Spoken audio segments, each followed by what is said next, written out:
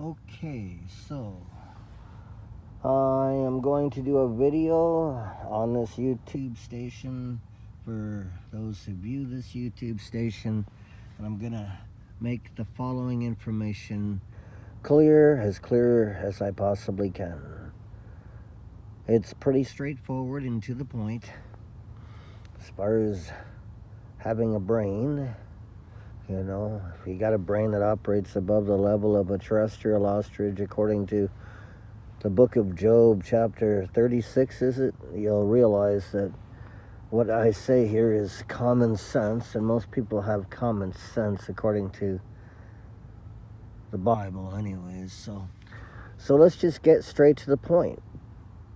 Recently I did a bicycle trek from London, Ontario, Canada to Ottawa, Ontario, Canada, and my destination was Halifax. I am basically a cyclist. I do long distance cycling, and I recently had made up my mind to do a bicycle ride to Halifax for cancer, a charity ride, a Christian charity ride. I did it in the name of Jesus. Recently, I did it from July 2nd to July 11th, actually. I didn't have any straight pathway to where I was going. I just went. So I, generally speaking, took minor highways, shall we say. I find it very interesting how Canada would be so contradictory in its laws in a certain case. And what I'm referring to is simply this. Canada is contradictory in its laws in that it states basically that in certain areas of certain highways, you can bicycle on the highway. But in other areas of certain highways, you cannot bicycle on that same highway. In my opinion, and as far as logic goes, that's generally speaking contradictory, and it makes no sense. So why is it a law? Let's face it, that's a strange law too, because in many places on Highway 7, I was riding on a highway where it was a wide space for a bicycle. And the police in Canada told me I couldn't ride on that specific part of the highway. So, but in other places of Highway 7 on my way from London to Ottawa, I could ride, and the pathway for a bicycle was way more narrow. In fact, there wasn't even really a pathway for a bicycle on the sections of the highway where I was allowed to ride on the highway. But when I reached the sections of the highway where the police told me I couldn't ride, there was a huge pathway for a bicycle, technically speaking. So what's that? Does that make any sense at all? I'd say that most people with a brain in their head that operates above the level of an acorn would realize and say, yeah, that doesn't make any sense at all, so why is it a law? It's almost like the police were trying to stop me from doing a bike ride. But anyways, for the sake of cancer, and nobody really seemed to care that I was doing a bike ride for cancer to begin with. Like, I'm trying to do a decent bike ride for cancer, and very few people really cared or really wanted to endorse the ride, showing me and showing basically everyone how much they care about a cure for cancer. But that's besides the point. Let's not dwell on that at the moment. I want to get to the point of me arriving in the city of Ottawa. So let's get to that point right now. Upon arriving in the city of Ottawa on July 11th, after cycling for, 9 days? Yeah, about 9 days. I was a little bit tired and fatigued because I really didn't have a place to sleep for the last 3 days when I arrived in Ottawa. Because I didn't have the money for hotels. I tried to do a good, decent Christian bicycle ride for cancer, but it's not exactly a simple concept, because there really is no place to sleep, because mosquitoes will eat you alive, and I admit that. I mean, the mosquitoes ate me alive at night when I was trying to sleep in my sleeping bag on the side of the highway. So that's a dilemma, isn't it, for someone who's trying to do a decent Christian bicycle ride for cancer? It's a very serious dilemma because you can't allow mosquitoes to eat you alive. It just doesn't work that way. That's unhealthy for a human, for the body, right? So I'm trying to figure out how to get past that problem. So I figured, you know what? I'm going to simply try to sleep in an abandoned shed. So that's what happened on my arrival in Ottawa. I was on a recluse road somewhere out in the country after I had arrived in Ottawa. Technically speaking, it was past the Ottawa sign, so it was Ottawa. I was in a recluse area, and I decided to try and sleep in an abandoned shed. So what happened was, you know, if you're on a bicycle ride for cancer and you're tired, you haven't slept for 72 hours, you might want to try and just, you know, sleep in an abandoned shed just to try and get some rest, because it's not healthy for the body to not rest and then continue on your ride, right? You can't do a ride to Halifax on no sleep. Anybody in their right mind with a brain that operates above the level of a mentally retarded ostrich could tell you, yes, that's true. You need sleep in order to do a bicycle ride to Halifax. Anybody in their right mind would admit that. So I basically, in a pitch dark road, somewhere on the outskirts of the downtown core of Ottawa, decided to try and sleep in an abandoned shed. And to make a long story short, let's just get straight to the point. 5 farmers saw me trying to go into an abandoned shed to sleep, and so they basically laid the boots to me for about 5-10 minutes.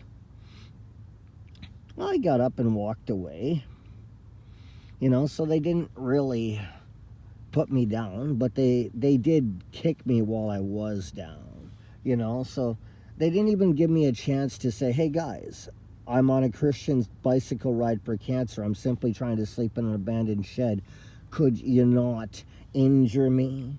Which they did, technically speaking.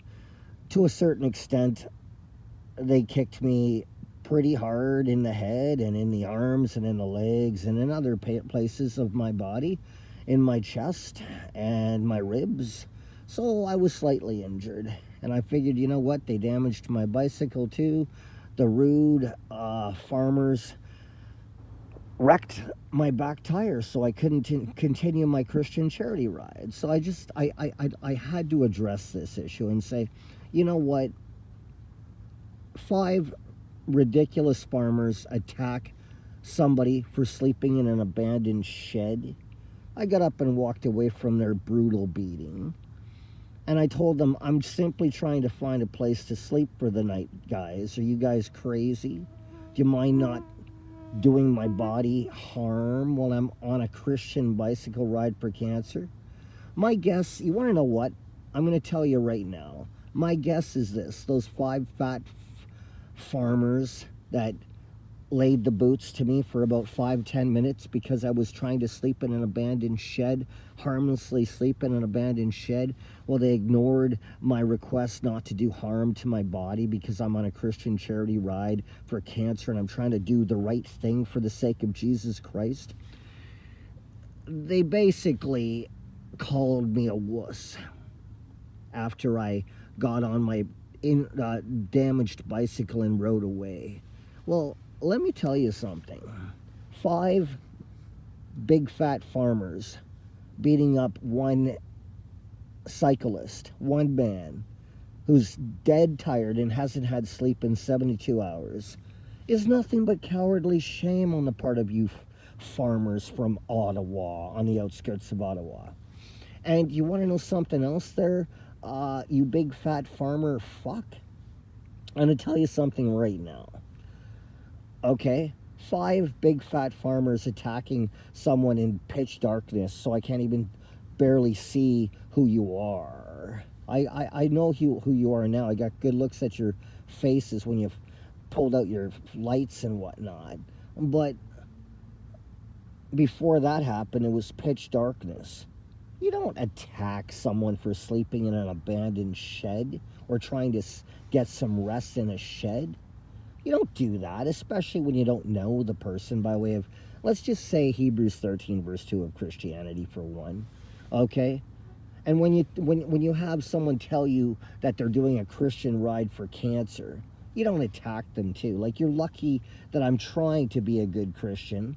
My guess is that if I really wanted to, I could have ignored what Jesus says in Matthew chapter 5 and kicked the fucking hell out of all 5 of you moronic fucks.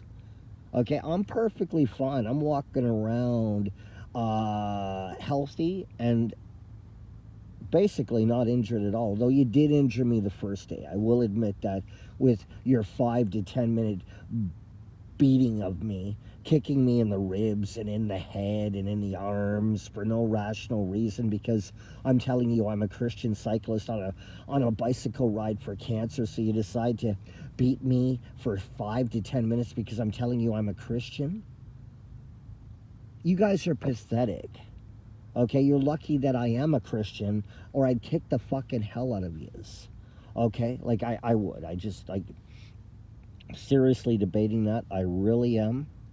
The more I think about how fucking goofy you guys were when I was trying to be a good Christian and do a charity ride for cancer, and considering the fact that I hadn't slept in 72 hours, and I tried to tell you that and did tell you that, and you still attacked me, that's just cowardly shame on the part of you 5 fucking big fat farmers. And you want to know something else? I'm going to tell you something else right now. I'm doubting whether even one of you could have cycled your bicycle a total of 10 kilometers without passing out. Oh yeah, you're big and strong and you managed to get me down and then beat on me for 5 to 10 minutes. And when I walked away, I was fine. I walked away. I'm doubting if any of you big fat farmers had taken the beating that I took, I'm doubting you'd get up at all. You just loser fucks, and you dared to call me a wuss because you beat the fuck out of me? Think about it. I got up from your severe beating, and I'm fine. I'm perfectly fine. If you took a beating like that, you wouldn't get up at all. You fucking big fat freaks. Okay? You're pathetic for attacking a Christian charity rider who offered you no resistance and no harm. You're pathetic. You're lucky I'm a Christian, because if I wasn't a Christian, I'd kick your teeth down your throat. Okay, you stupid, dumb fucking farmers, you pieces of shit. And look at me, I'm perfectly fine. You beat me for 10 minutes. Pretty hard too, and I'm perfectly fine today. So keep that in mind, because, you know, Jesus doesn't say turn the other cheek 3 times. Jesus just says turn the other cheek once, and then maybe twice. But he never says turn the other cheek 3 times. And you farmers went way beyond the 3rd level of fucking violence connected to Jeremiah 22 verses 3 to 5 of Christianity. All right? You cursed assholes who have no holiness at all should take note of that.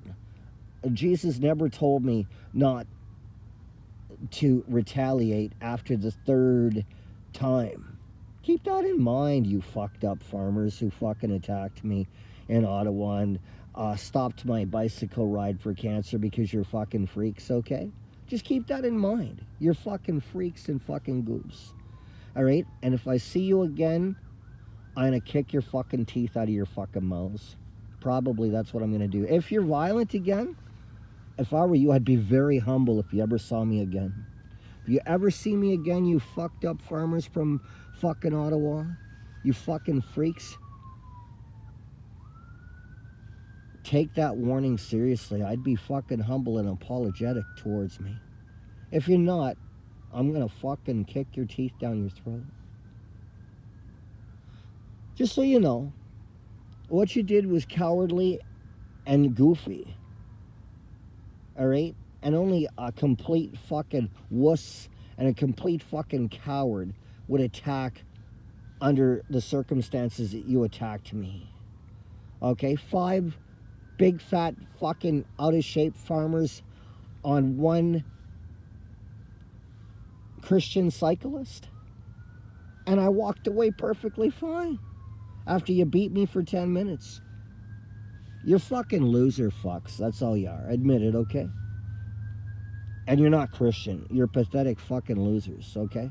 On the Christian day of judgment, when I see you, by way of Matthew 24, verse 51, I'll righteously rip you apart, okay? Just so you know, by way of Matthew 24, verse 51, what does Jesus say about hypocrites? What you did to me, you cursed farmers, was hypocritical. What does Jesus say about hypocrites? Seriously, what does he say in Matthew 24, verse 51? Does he say that hypocrites will be torn to pieces? You're fucking hypocrites for what you did to me, and you fucking know you are.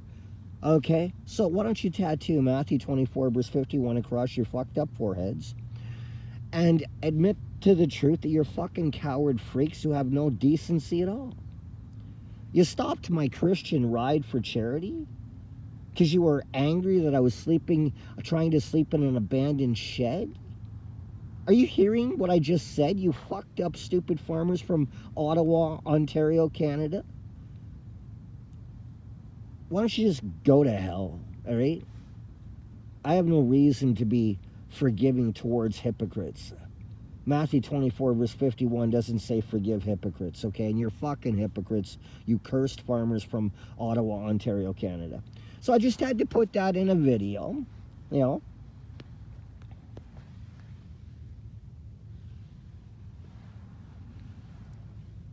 Just so you know, on the Christian day of judgment, when I see you, I'm going to tear you apart.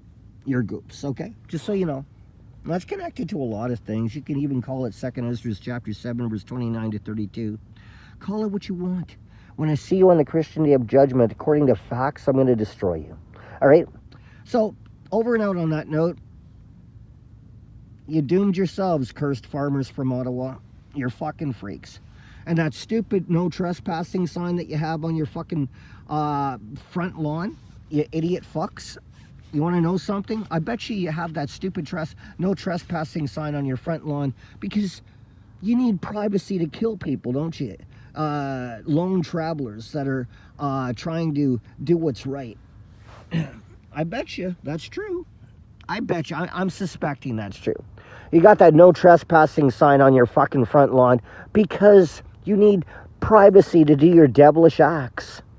And you don't want anyone to know you're fucking homicidal fuckheads, right? Okay, so there you go. What do you know? Over and out on that note, I had to put that in words in a video. Thank you very much. And to all, I wish you good night. Except you farmers in Ottawa. Yeah.